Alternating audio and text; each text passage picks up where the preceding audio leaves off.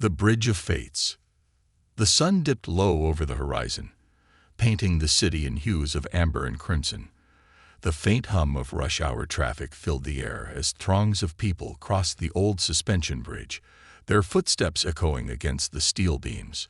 It was the lifeblood of the city, connecting two bustling boroughs. Among the chaos of hurried commuters and wandering tourists, a girl no older than 7 stood at the edge of the pedestrian walkway. Her bright pink coat and pigtails bobbed as she clutched a small, tattered teddy bear under one arm. She was waiting, though for what, no one could tell.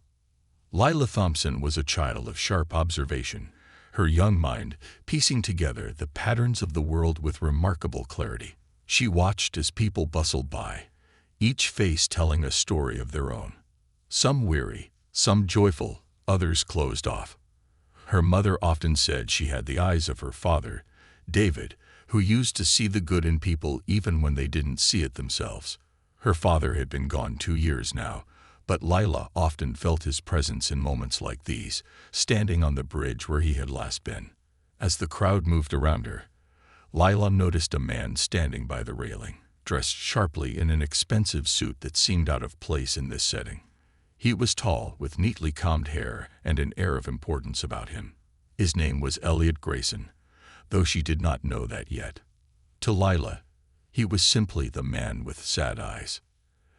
Elliot Grayson, a name synonymous with wealth and power, was known throughout the city as a ruthless businessman. CEOs feared his calls, competitors dreaded his mergers. Yet in the grandeur of his success, Elliot was a man without roots. His life had become a series of calculated transactions, each one a step further from genuine connection. His heart, unbeknownst to him, was a ticking time bomb of stress, loneliness, and neglect. Today, he had chosen to walk across the bridge instead of being chauffeured. The act felt like rebellion, though he wasn't sure against what. As he leaned on the railing, gazing at the murky waters below, his chest began to tighten. At first, it was just discomfort, but within moments, it grew into an unbearable constriction. Panic surged through him as his legs gave way, and he collapsed to the ground, clutching his chest. The world spun, voices blurred, and the bustling crowd moved around him, oblivious to his plight. But not Lila. She saw him fall, saw the pain etched on his face. Without hesitation, she dashed toward him, her small sneakers slapping against the wooden planks of the walkway. Her teddy bear tumbled to the ground, forgotten, as she knelt beside the crumpled figure of Elliot. "Mister," she cried, her voice high and urgent. "Are you okay? Can you hear me?" Elliot opened his eyes briefly, his vision swimming. A pair of wide, concerned eyes stared back at him. He tried to speak, but could only manage a weak groan. Lila didn't wait for an answer.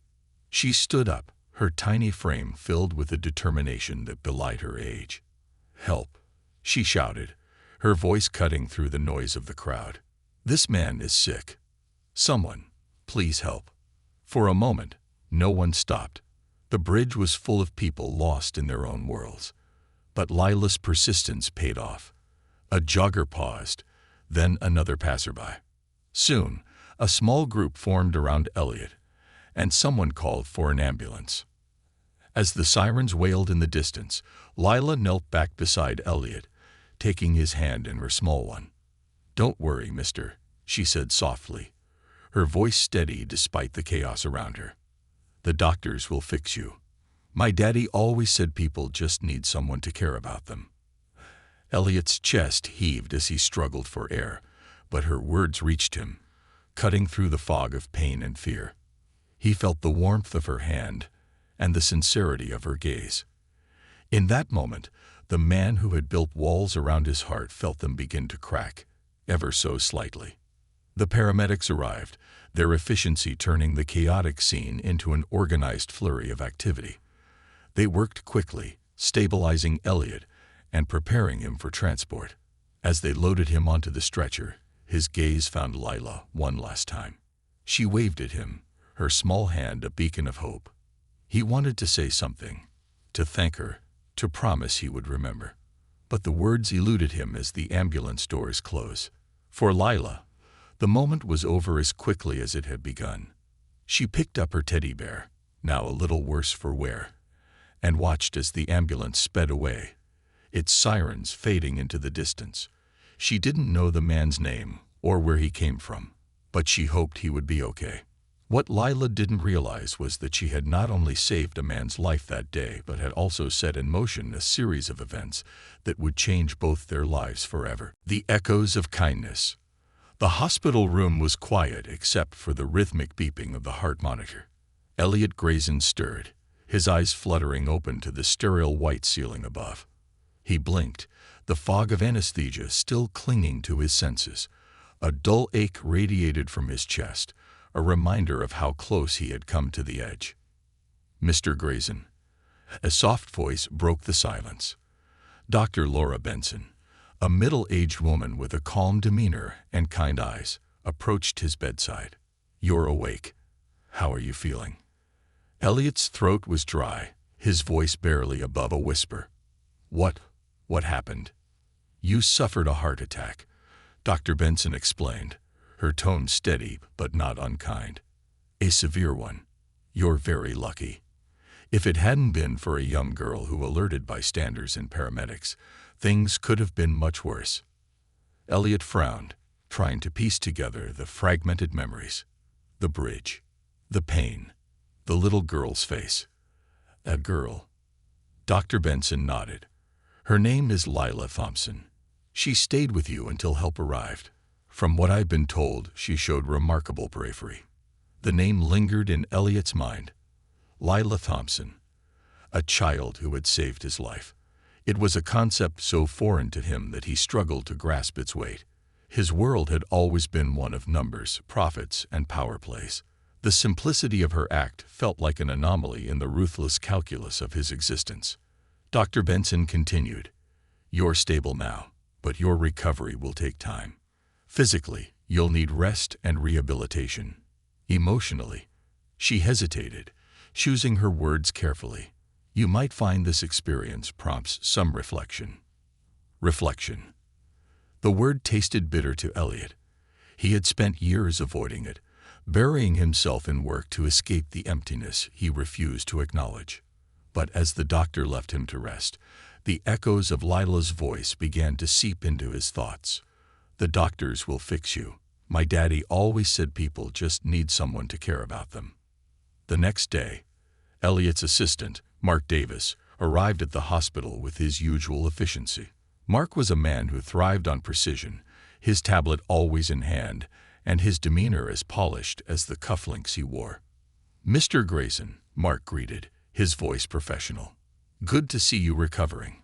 I've brought the quarterly reports, though I can handle any urgent matters if you're not up to." "Forget the reports," Elliot interrupted, his voice firmer than it had been in years. "I need you to find someone for me." Mark blinked, momentarily thrown off balance. "Of course. Who?" "A girl," Elliot said, shifting upright despite the strain it put on his chest. "Her name is Lila Thompson. She saved my life on the bridge. I want to know everything about her, where she lives, who her family is, everything." Mark hesitated. This was unlike Elliot. The man he knew would never waste time on something so personal. But he nodded, his fingers already moving across his tablet. "I'll get started right away." As Mark left, Elliot stared at the window, the city sprawling beyond. He couldn't shake the image of Lila's bright eyes and unwavering determination. She had saved him, not out of obligation or gain, but out of pure kindness. It was a foreign concept to him, one that made the sterile walls of his hospital room feel suffocating. By the end of the day, Mark returned with a file in hand.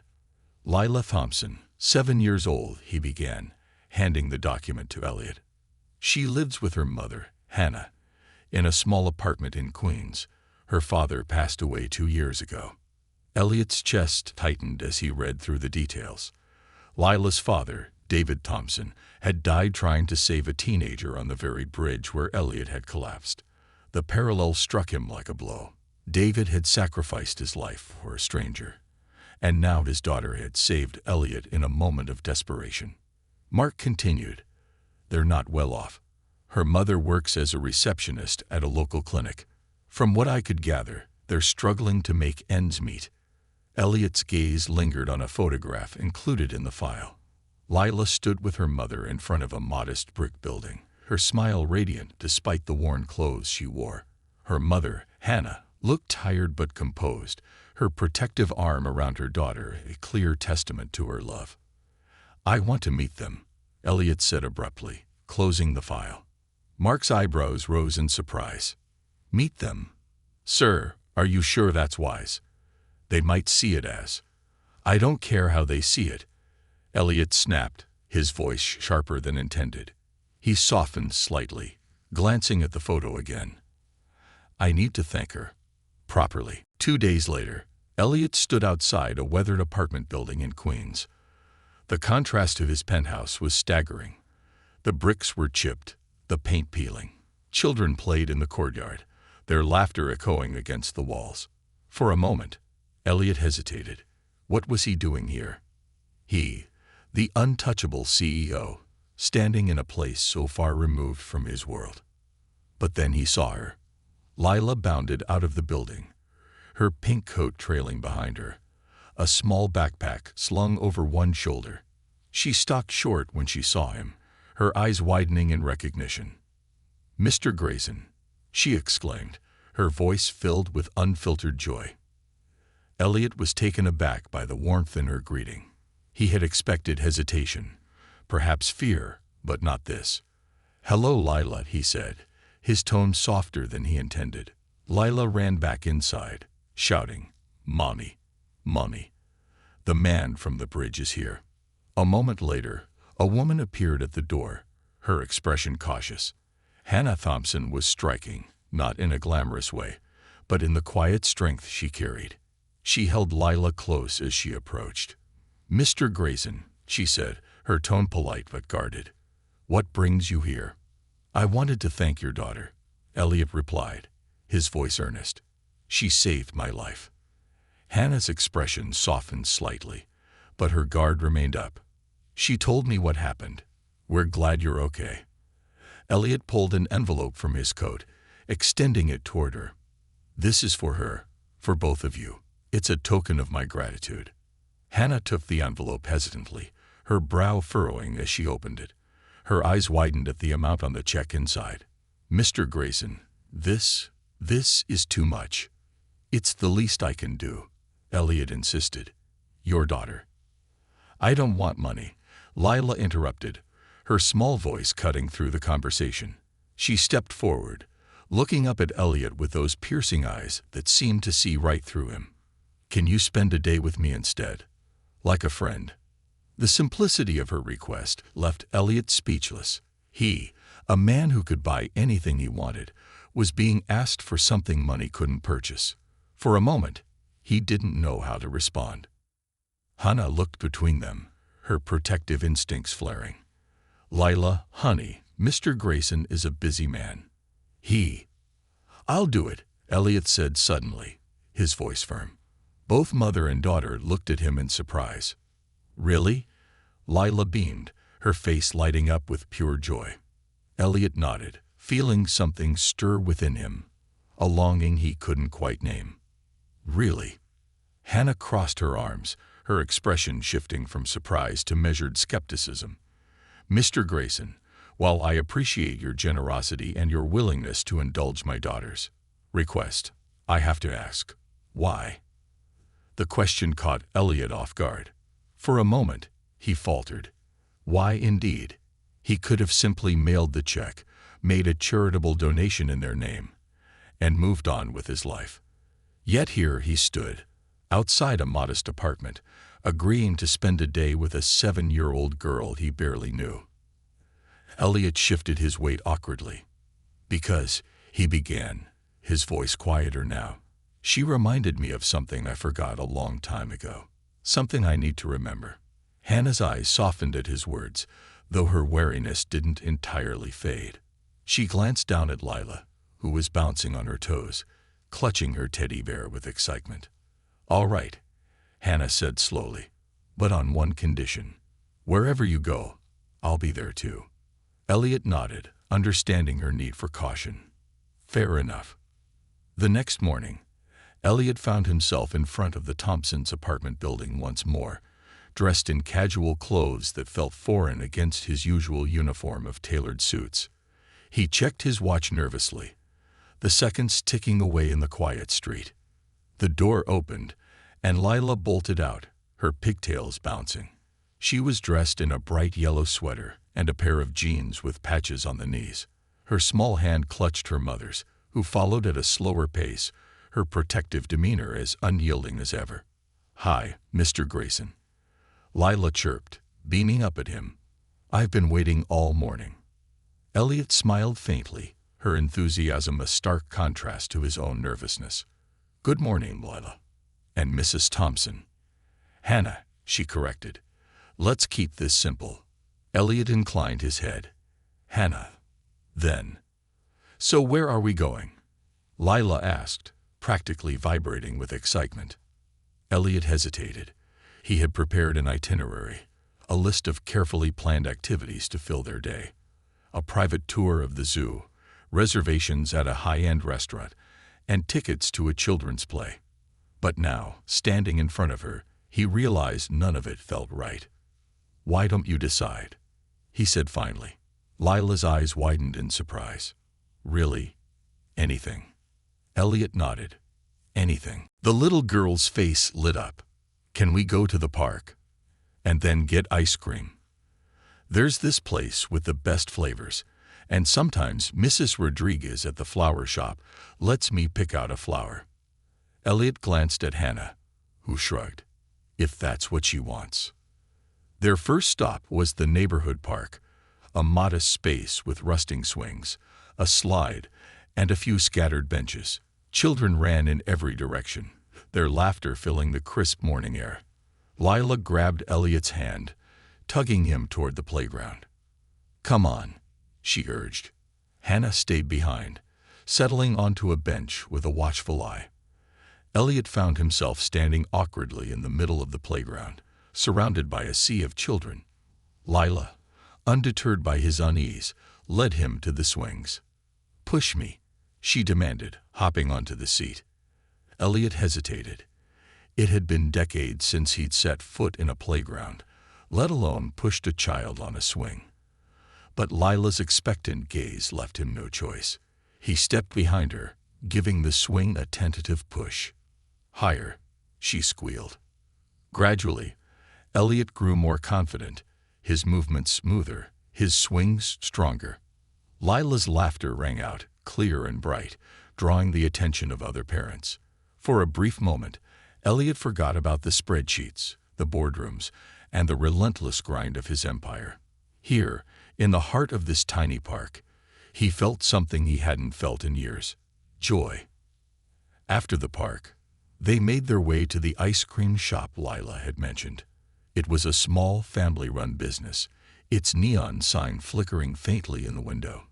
Lila darted inside, her eyes lighting up at the rows of colorful flavors. "Mr. Grayson, you have to try the strawberry swirl," she exclaimed, pointing to the glass case. Elliot ordered the flavor she recommended, while Lila chose a towering cone of rainbow sherbet. Hannah opted for a simple vanilla scoop, watching with quiet amusement as Elliot struggled to keep up with Lila's chatter. "You know," Hannah said as they sat at a small table by the window, "you don't seem like the kind of man who spends his Saturdays in places like this." Elliot smiled faintly. "I don't. Or rather, I didn't." "What changed?" she asked, her tone probing but not unkind. He glanced at Lila, who was licking her ice cream cone with the singular focus only a child could muster. She did. Their final stop was Mrs. Rodriguez's flower shop, a quaint little storefront bursting with vibrant blooms. Lila greeted the elderly shopkeeper with the familiarity of an old friend, and Mrs. Rodriguez welcomed her with open arms. "Lila, my little sunshine. Come pick a flower," the woman said warmly. Lila wandered through the shop, her tiny hands brushing against the petals as she deliberated. Elliot watched her, something stirring in his chest. He couldn't quite name the feeling, but it was unfamiliar and profound. Finally, Lila chose a small sunflower, its bright yellow petals mirroring her own sunny disposition. She handed it to Elliot with a grin. "For you, Mr. Grayson." Elliot stared at the flower, his throat tightening. "Thank you, Lila. It's for your office," she said matter-of-factly. "So you can remember today." As they walked back to the apartment, Elliot felt the weight of the day settle over him, not in exhaustion, but in revelation. For years, he had built his life around walls, each one higher than the last. But in the span of a single afternoon, a little girl had begun to tear them down. When they reached the Thompsons' building, Lila gave him a tight hug before bounding up the stairs. Hannah lingered, her expression thoughtful. "Thank you," she said finally, "for today. I don't know why you did it, but thank you." Elliot nodded, the sunflower still clutched in his hand. "No, Hannah. Thank you." As he walked away, the weight of the flower in his hand felt heavier than the portfolios he'd carried for years. It was a reminder, a symbol, and perhaps the beginning of something new. Seeds of change. Elliot Grayson sat in his cavernous penthouse, staring at the sunflower on his coffee table. Its bright yellow petals stood in stark contrast to the muted, sterile tones of the room. The flower seemed to radiate warmth, something foreign to the cold perfection of his meticulously designed space. For hours, he'd been turning the events of the day over in his mind. It wasn't the physical exertion of pushing a swing, chasing after a child, or walking through a neighborhood he never imagined visiting that left him feeling drained. It was the emotional weight. Lila's innocence, her unfiltered joy, and her unwavering kindness had exposed a part of him he thought had long since withered away. He reached for his phone, scrolling through his contacts until he landed on a name he hadn't dialed in years. Rebecca, his sister. For the first time in a long time, he felt the urge to reconnect, but his thumb hesitated over the call button.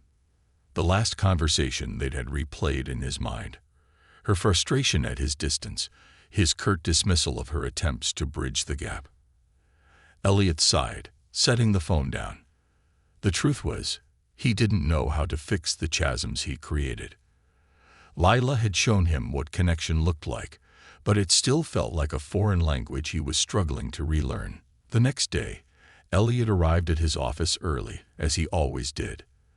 The building was quiet, the usual buzz of employees not yet stirring. He stepped into his corner office, its massive windows offering a panoramic view of the city. The sunflower sat in a small vase on his desk, a bright beacon amid the cold, gleaming surfaces. Elliot's assistant, Mark, entered, holding a stack of reports. "Good morning, sir," he said, glancing at the flower with raised eyebrows, but wisely saying nothing. Elliot nodded. "Good morning, Mark. What's on the agenda?" Mark handed him a folder. "The Mason Street acquisition is moving forward. The final 3 businesses in the district have agreed to sell. Contracts are ready for your approval." Elliot opened the folder, scanning the documents. The names of the businesses jumped out at him. Maria's Bakery, Hernandez Hardware, Blossom Florals.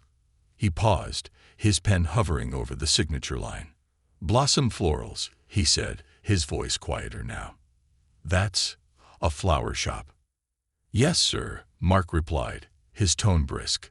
"Small, family-run. Profits have been declining for years. They've accepted the buyout terms." Elliot's grip on the pen tightened. His mind flashed to Mrs. Rodriguez's shop, to Lila skipping through the aisles of blooms, her face alight with happiness. He set the pen down, his chest tightening. "Delay the contracts," he said abruptly. Mark frowned. "Sir, the deal is time-sensitive. If we don't." "Delay them," Elliot repeated, his tone firmer now. "I want to review the terms personally." Mark hesitated but nodded. "Understood." As his assistant left, Elliot leaned back in his chair, the weight of his decision pressing down on him. For the first time in years, profit margins weren't his primary concern. He stared at the sunflower, its bright face seeming to challenge him. What was he doing? Was he really willing to let sentimentality interfere with business? Later that afternoon, Elliot found himself standing outside the door of a modest clinic. The peeling paint on the sign above read, "Thompson Community Health." It was the first time in decades that he'd walked into a space without a purpose defined by work. Inside, the atmosphere was warm but busy. The reception area was filled with the sound of chattering children, soft murmurs from parents, and the occasional clatter of a clipboard. Hannah Thompson was seated behind a reception desk, her head bent over a stack of patient forms. Her brow was furrowed in concentration, but her face softened when she looked up and saw him. "Mr. Grayson," she said, rising from her chair. Her tone was polite but laced with curiosity. "What are you doing here?" "I wanted to talk to you," Elliot said, feeling uncharacteristically out of place. He glanced around at the waiting room. "If you have a moment." Hannah hesitated, then gestured toward a small break room. "We can talk in here." Once inside, Elliot found himself struggling to articulate his thoughts. "I wanted to thank you. Again. For yesterday. And for allowing me to spend time with Lila." Hannah leaned against the counter, crossing her arms. "You already thanked me. What's this really about?" Elliot hesitated, then sighed. "Lila made me realize a lot of things. About myself.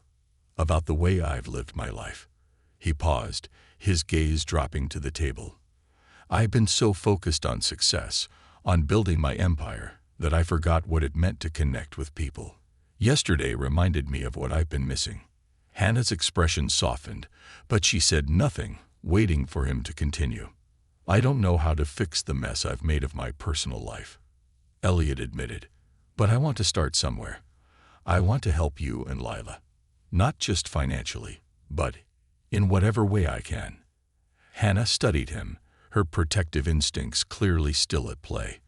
"I appreciate the sentiment, Mr. Grayson, but we don't need charity." "It's not charity," Elliot said quickly. "It's gratitude, and maybe a little penance." Hannah raised an eyebrow, her skepticism returning.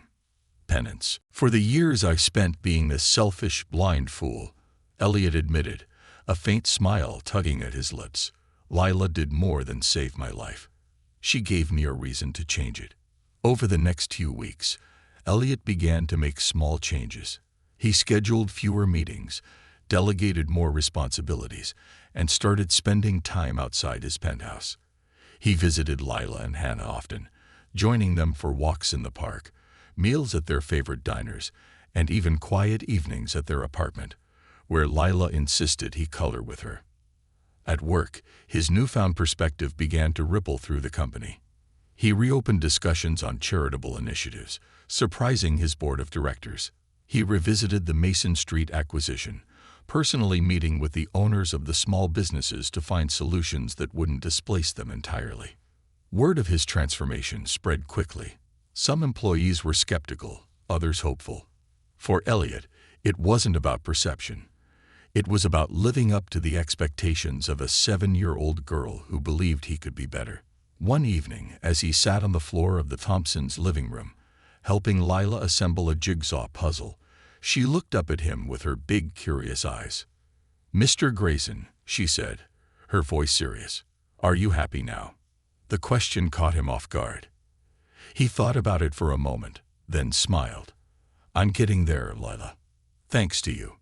She beamed, her happiness so pure it brought a lump to his throat. As he looked at her, he realized that his life's greatest accomplishment wasn't in the skyscrapers he'd built or the fortunes he'd amassed. It was in the simple, unspoken promise to honor the second chance she had given him. The seeds of change had been planted, and for the first time in his life, Elliot Grayson felt them beginning to bloom. The bridge to connection. The days following his afternoon with Lila and Hannah felt different for Elliot Grayson. The once familiar patterns of his life no longer fit as snugly as they once had. His towering penthouse, with its immaculate surfaces and sleek furnishings, felt cold and hollow.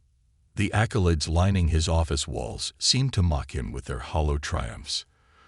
For the first time in years, he felt the weight of his solitude. Sitting at his office desk late one evening, he stared out the floor-to-ceiling windows at the city lights blinking in the darkness. His reflection in the glass showed a man who, despite his wealth and power, looked profoundly lost. He turned away and picked up his phone, his thumb hovering over the contact list. After a moment of hesitation, he tapped on a name he hadn't called in years. Rebecca. The phone rang once, twice, and then clicked as his sister's voice answered. Elliot. Rebecca's tone carried equal parts surprise and wariness. "Hey, Rebecca," Elliot said, his voice uncharacteristically soft.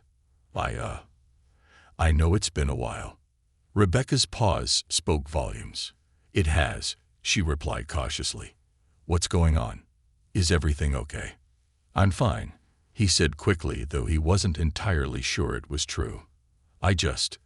I wanted to hear your voice." The words felt clumsy, foreign in his mouth. Rebecca, to her credit, didn't press him. Instead, she sighed, her voice softening. "Well, it's good to hear yours too. I've missed you, you know." The tightness in Elliot's chest loosened slightly. "I've missed you too," he admitted. "I didn't realize how much until recently." Their conversation meandered from casual updates to shared memories of their childhood. For the first time in years, Elliot felt a flicker of warmth in the connection he had all but abandoned. By the time they hung up, his heart felt lighter, though the journey ahead still seemed daunting. The following morning, Elliot arrived at work with a new sense of purpose. He summoned his assistant, Mark, and asked for a complete review of Grayson Enterprises' recent acquisitions. "I want to know the impact of every deal we've closed in the last 5 years," Elliot said, his tone firm but lacking its usual icy edge. "Not just the numbers, how they've affected employees, families, and communities."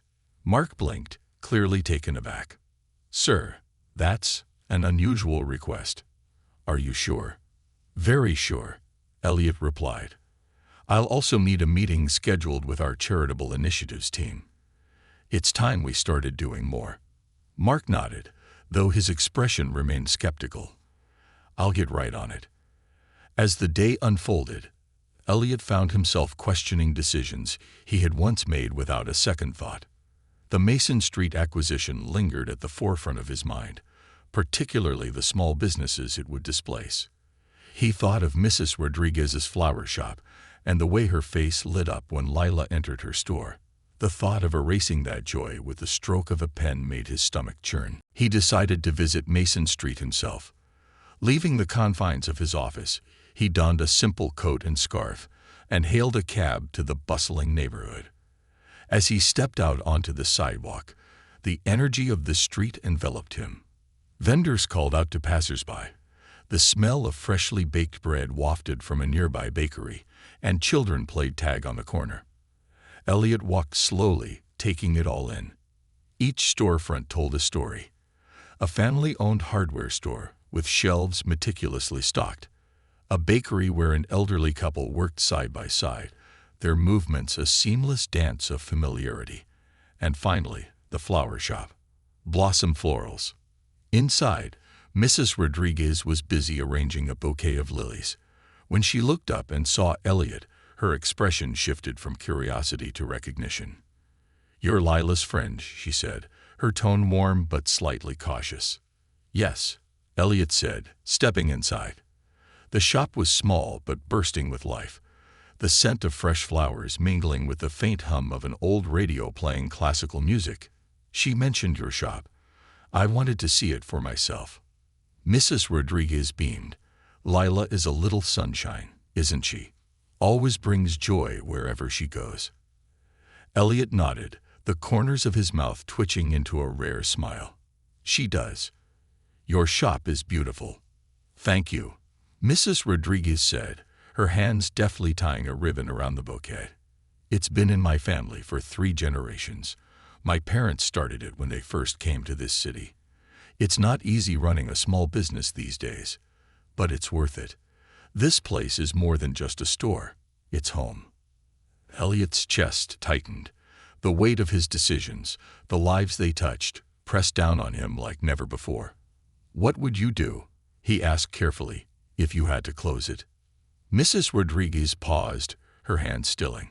She looked at him, her gaze steady but sad. "I don't know," she admitted. "I'd probably lose more than just a shop. I'd lose a piece of my family's history." "But why do you ask?"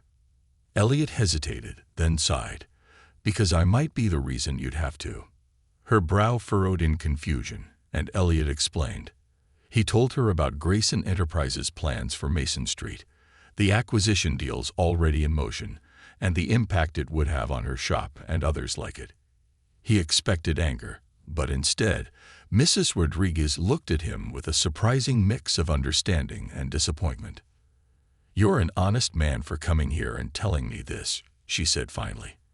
"But honesty isn't enough. What are you going to do about it?" Elliot left the shop feeling heavier than when he arrived. But instead of retreating to the safety of his office, he made a decision. That evening, he called an emergency meeting with his executive team. "We're halting the Mason Street development," he announced as his team looked at him in shock. "Effective immediately." Robert Langford, his longtime business partner, leaned forward, his voice sharp. "Elliot, do you understand what you're saying? This project is set to generate millions in revenue. Halting it could cause major ripples with investors." "I understand perfectly," Elliot replied, his tone calm but resolute. "But I've been blind to the human cost of our actions for too long. It's time we start balancing profit with purpose." The room fell silent. Some of the executives exchanged uncertain glances, while others nodded, their expressions thoughtful. Robert, however, looked ready to argue. "And what's your alternative? We can't just back out without a plan." Elliot pulled a folder from his briefcase. "I've already started working on one. We'll redirect resources to revitalize the businesses on Mason Street instead of replacing them. Provide grants, mentorship, and support to help them grow. It won't generate profits immediately, but it will create long-term value for the community. And for us." The meeting ended with mixed reactions, but Elliot felt a rare sense of clarity. For the first time, he was steering his company in a direction that aligned with the man he wanted to become. A week later, Elliot returned to Mason Street, this time with Lila and Hannah in tow. They walked the neighborhood together, Lila's infectious energy drawing smiles from everyone they passed. As they stopped in front of the flower shop, Lila tugged on Elliot's sleeve. "Mr. Grayson, can we get a flower for Mommy?" Elliot smiled, nodding. "Of course." Inside, Mrs. Rodriguez greeted them warmly, her face lighting up when she saw Lila. She handed the little girl a freshly cut rose, refusing payment when Elliot tried to offer it. "Your kindness has already paid for it," Mrs. Rodriguez said, her voice sincere. "Thank you for giving us hope." Elliot felt a lump form in his throat as Lila handed the rose to her mother with a proud grin. It was a small gesture, but it carried the weight of everything he was working to change. As they left the shop, Elliot glanced down at Lila, who was skipping happily beside him.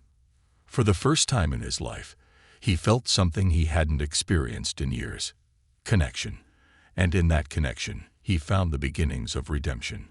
As they continued down Mason Street, Lila's cheerful voice filled the air as she pointed out her favorite spots: the old bakery with its enticing smell of fresh bread, the small playground tucked between buildings, and the corner store where the shopkeeper always had a kind word for her. Elliot listened intently, her excitement contagious, even as his mind churned with thoughts of how much these places meant to her, and how close they'd come to losing them. Hannah walked beside him, quieter but observant. She occasionally glanced at him, her expression a mixture of curiosity and approval. This wasn't the man she'd first met on her doorstep, the one who had been so buttoned up and reserved. This Elliot was different, less polished but more present.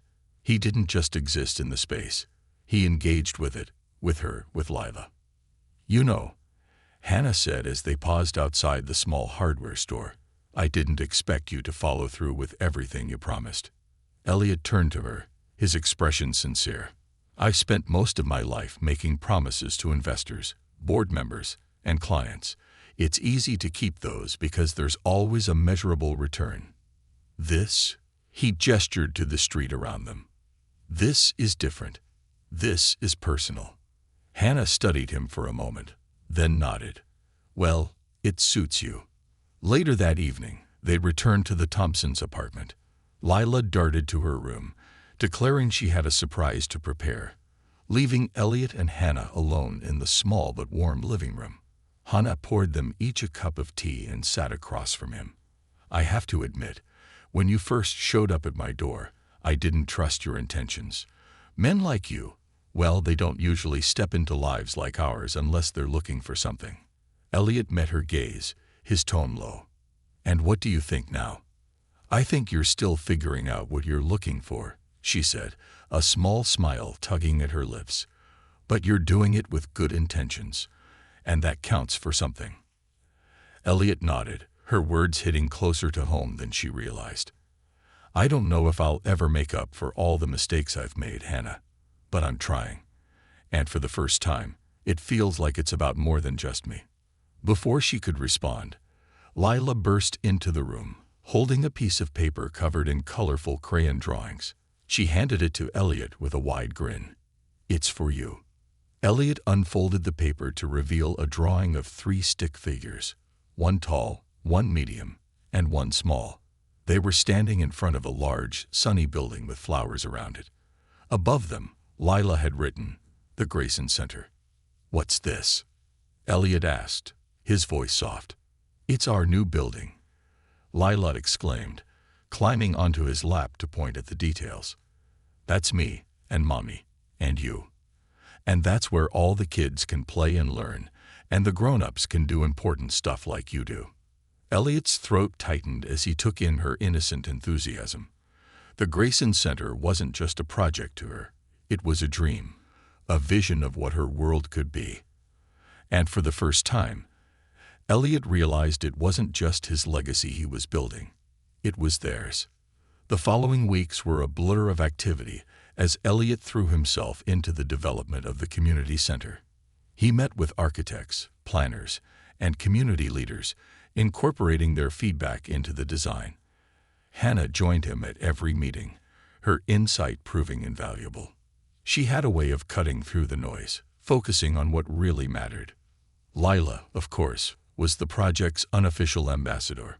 She insisted on visiting the site regularly, her bright energy lifting the spirits of everyone involved. Construction workers waved at her as she skipped around the edges of the site, her laughter a welcome break from the grind. One afternoon, as they stood at the edge of the construction site, Elliot crouched down beside her. "What do you think, Lila? Is it everything you imagined?" She nodded vigorously, her pigtails bouncing. "It's perfect. But..." She hesitated, biting her lip. "But what?" Elliot prompted. She pointed to an empty space near the entrance. "There should be a garden, with sunflowers. Lots of them." Elliot smiled, ruffling her hair. "Consider it done." The day the first brick was laid, Elliot invited Hannah and Lila to the ceremony. It was a small private affair, attended by the construction crew and a few key community members. As the first brick was placed, Lila clapped her hands excitedly, her joy infectious. Hannah leaned over to Elliot, her voice low but filled with emotion. "You've really done it. You've turned this into something more than just a building." Elliot's gaze softened as he looked at her and then at Lila, who was chatting animatedly with one of the workers. "I didn't do it alone," he said. "You and Lila showed me what it could be." As they stood there, the sounds of construction filling the air, Elliot felt something he hadn't felt in years. Hope. For the first time, his life wasn't defined by the walls he built to keep people out, but by the bridges he was building to let them in. And as he watched Lila's face light up with excitement, he knew he was exactly where he was meant to be. A ripple of change. The morning of the Grayson Community Center's opening dawned bright and clear, as though the city itself was eager to witness something new, a break from the relentless pace of business as usual. Elliot stood in front of the gleaming building, its modern design softened by the vibrant murals and landscaping that had been suggested by the community. Sunflowers lined the entrance, their golden faces turned toward the sun, a tribute to the small girl who had inspired it all. Behind him, the hum of preparation filled the air. Volunteers arranged tables with refreshments, artists added finishing touches to the mural, and children ran about, their laughter echoing against the freshly painted walls. Elliot adjusted the cuff of his blazer, a nervous habit he hadn't indulged in years. This wasn't just another ribbon-cutting ceremony. It was personal. "Are you ready?" Hannah's voice brought him back to the moment. She approached, her presence grounding. Dressed simply but elegantly, she carried herself with a quiet confidence that had become increasingly familiar during their months of collaboration. "As ready as I'll ever be," Elliot admitted, a faint smile tugging at his lips.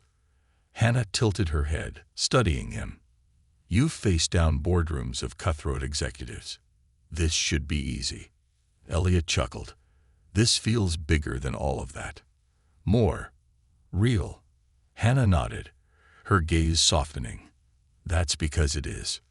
The ceremony began with speeches from local leaders, each one praising the center's potential to uplift the community.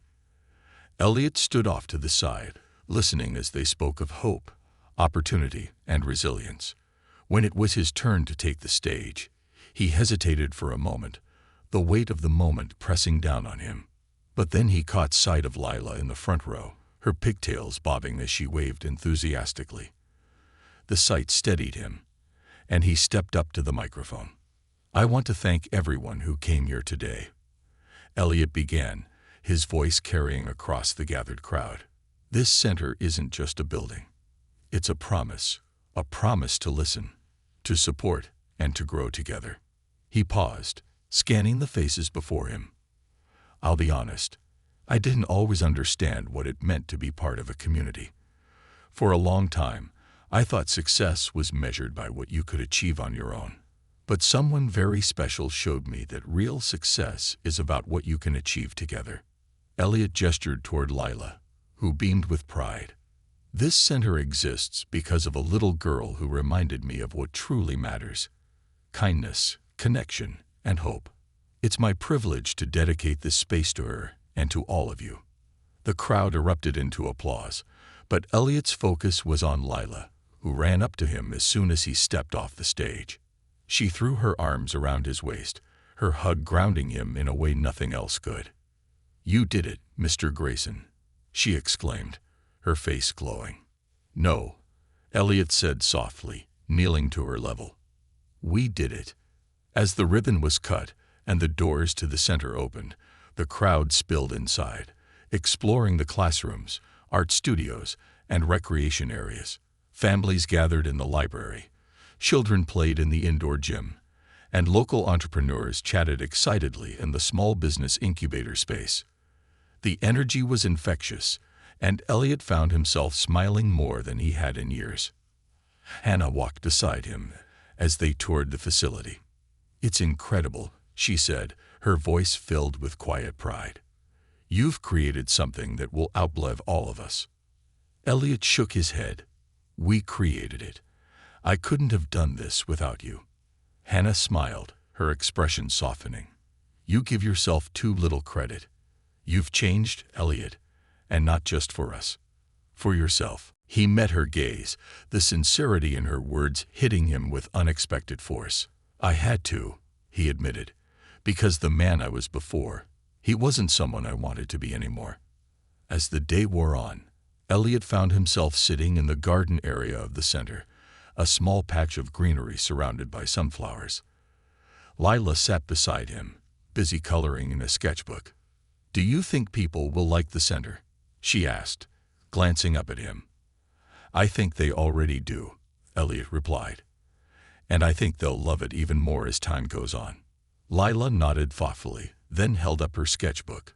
She had drawn another picture, this one of the community center, surrounded by smiling stick figures. In the corner, she had drawn herself, her mother, and Elliot standing together. "This is my favorite part," she said, pointing to the three figures. Because we're all friends now. Elliot felt a lump rise in his throat. He reached out, pulling her into a gentle hug. It's my favorite part too. As the sun began to set, casting a warm glow over the city, Elliot stood at the entrance of the center, watching families leave with smiles on their faces. Hannah joined him, her expression content. "Do you ever think about what's next?" she asked. Elliot nodded slowly. "I do. But for the first time, I'm not in a rush to figure it out. I'm just enjoying the moment." Hannah smiled, her gaze drifting to Lila, who was chasing a butterfly near the garden. "It's a good moment." Elliot glanced at her, a quiet warmth settling over him. "It is." For the first time in years, Elliot Grayson felt like he was exactly where he was meant to be. Not in the high-rise offices or exclusive boardrooms, but here, surrounded by people who reminded him of what truly mattered. The community center was just the beginning, a ripple of change that he hoped would grow into something much greater. And for the first time, he wasn't just building a legacy for himself. He was building a future worth believing in. As the golden hues of the setting sun bathed the Grayson Community Center in warm light, the atmosphere remained alive with chatter, laughter, and the energy of new beginnings. Elliot Grayson lingered near the entrance, watching families spill out with a mixture of exhaustion and joy. Their faces told stories of hope, hope for something better, something lasting. Hannah stood nearby, her arms crossed but her expression soft. She had spent the afternoon answering questions, guiding visitors, and sharing her vision for the center's future.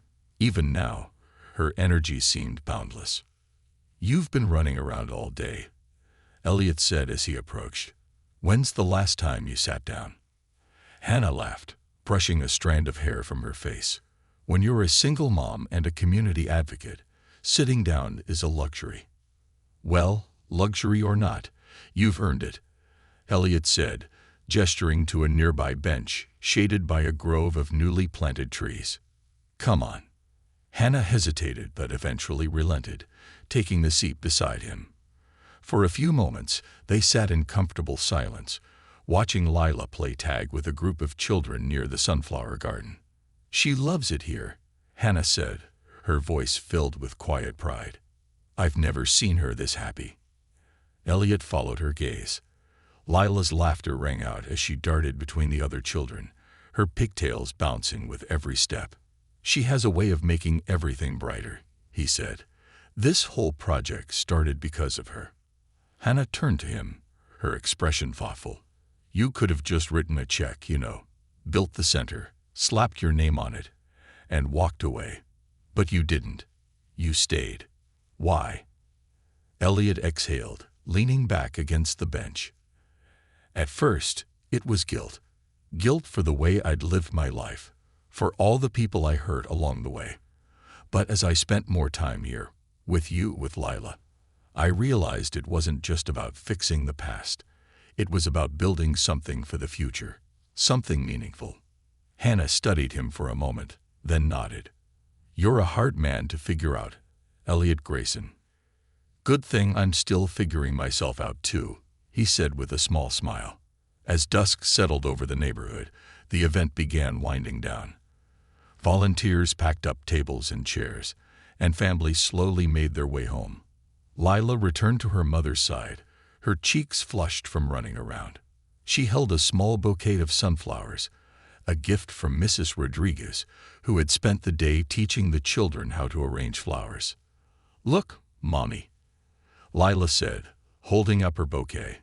"Mrs. Rodriguez said I can take these home." "They're beautiful, sweetheart," Hannah said, brushing a kiss on her daughter's forehead. Elliot smiled at Lila. "What are you going to do with them?" Lila thought for a moment, then grinned.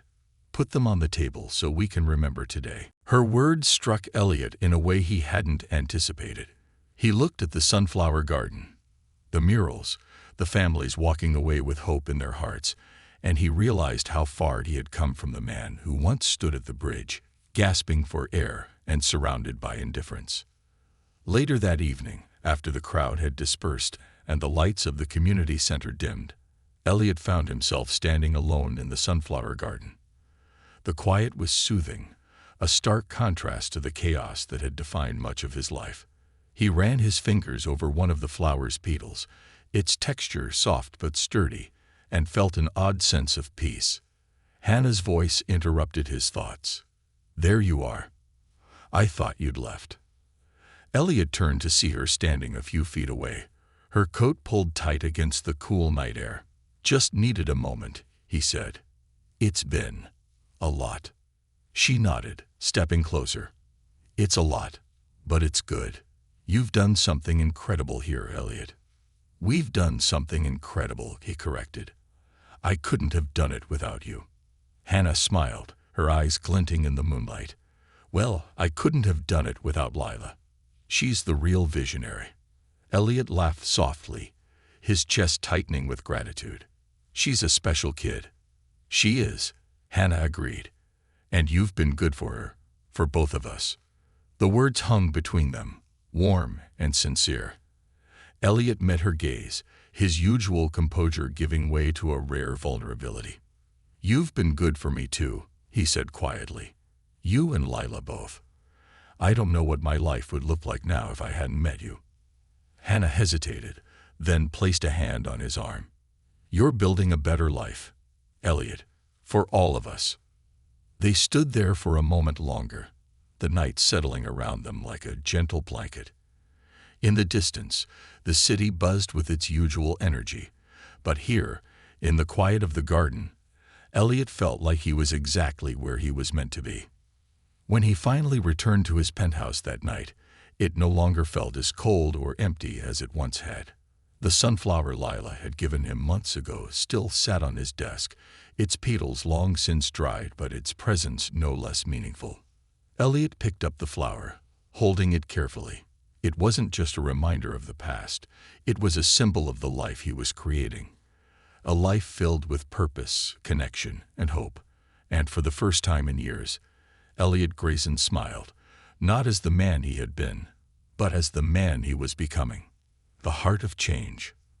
The months following the opening of the Grayson Community Center marked a profound transformation in Elliot Grayson's life. The once sterile routines of his existence had been replaced with something vibrant and unexpected. Every day brought new challenges, but they were the kind of challenges that fueled him, pushing him to grow in ways he never imagined. Elliot was no longer a distant figure at the helm of an empire. He had become a hands-on presence in the community.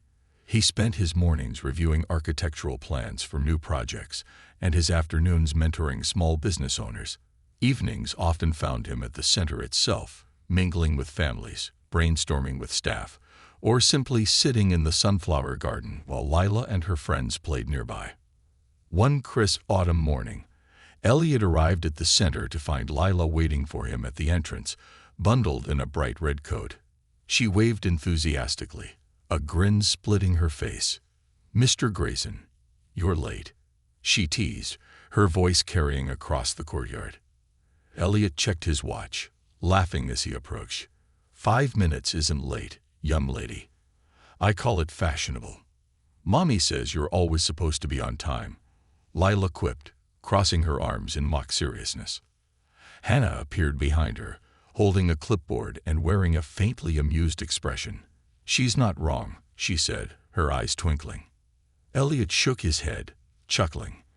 "I see I've got 2 taskmasters to keep me in line." Hannah handed him the clipboard, her tone turning serious. "We've had a few requests from local schools to use the center for after-school programs. The team and I came up with a proposal, but I'd like your input before we present it to the board." Elliot scanned the papers, nodding as he read. "This looks solid. Let's set up a meeting with the school's representatives next week. I want to hear their needs firsthand." Hannah smiled, clearly pleased. "I'll make the arrangements." As she walked away to tend to other tasks, Elliot turned back to Lila, who was now crouched in the garden, examining the sunflowers. "Do you think the flowers get cold in the fall?" she asked, looking up at him. Elliot crouched beside her, his voice thoughtful. "I think they're tougher than they look. They know how to weather the seasons. Lila tilted her head, considering this. Like you. The question caught him off guard. What do you mean? She grinned. You were sad when I met you. But now you're not. You're like the flowers. You're tougher than you look. Elliot's throat tightened as he stared at her innocent face. I think you might be right, he said softly. As the weeks turned into months, the center became a cornerstone of the community. Families who once struggled to find affordable childcare now had access to after-school programs. Local entrepreneurs, armed with tools and mentorship, began to rebuild their businesses. The once empty lot on Mason Street had transformed into a hub of activity and hope. But for Elliot, the most significant changes were internal. His relationships with the people around him, Hannah, Lila, and even his estranged sister Rebecca, had become anchors in his life. He had rediscovered the joy of connection, the power of kindness, and the importance of presence. Rebecca had visited the center shortly after its opening, their first face-to-face meeting in years. At first, the conversation had been awkward, filled with tentative steps toward reconciliation. But as Rebecca watched her brother interact with the community, she saw a man she barely recognized. You've changed, she said, her voice a mixture of surprise and pride.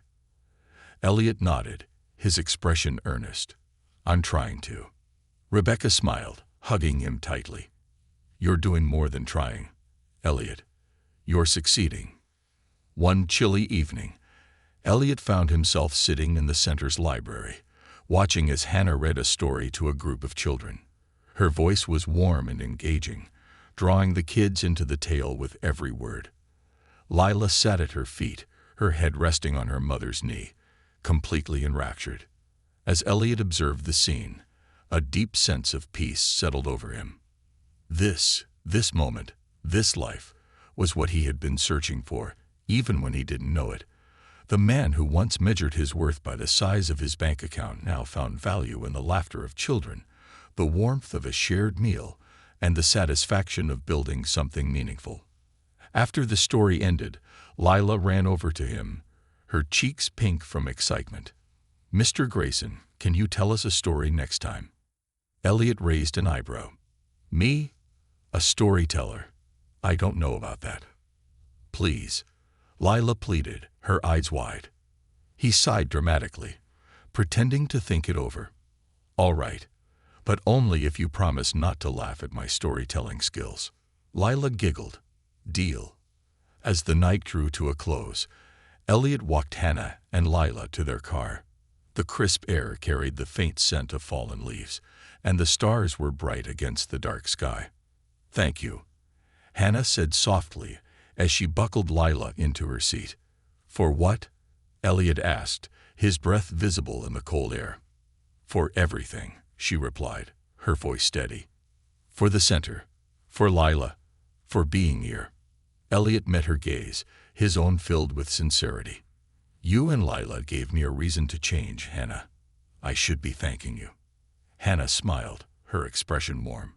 Well, maybe we're just good at making people better. Elliot laughed, his heart lighter than it had been in years. As Hannah drove away, he stood in the parking lot, watching their taillights disappear into the distance. The chill of the night didn't bother him. For the first time, he felt a sense of belonging, not to a boardroom or a penthouse, but to the lives of people who had shown him the true meaning of success. Back in his penthouse, Elliot stood by the window, looking out over the city. On his desk sat a framed drawing Lila had given him, a picture of the three of them standing in front of the community center, surrounded by sunflowers. He traced the edges of the frame with his fingers, a small smile playing on his lips. For years, he had built his life around walls, fortresses of glass and steel that kept the world at bay. But now, for the first time, those walls had been replaced by bridges, bridges of connection, compassion, and love. Elliot Grayson had spent a lifetime chasing success, only to find that the truest form of it lay not in what he could build for himself, but in what he could build for others. And as he stood there, watching the city lights twinkle like stars, he knew this was only the beginning.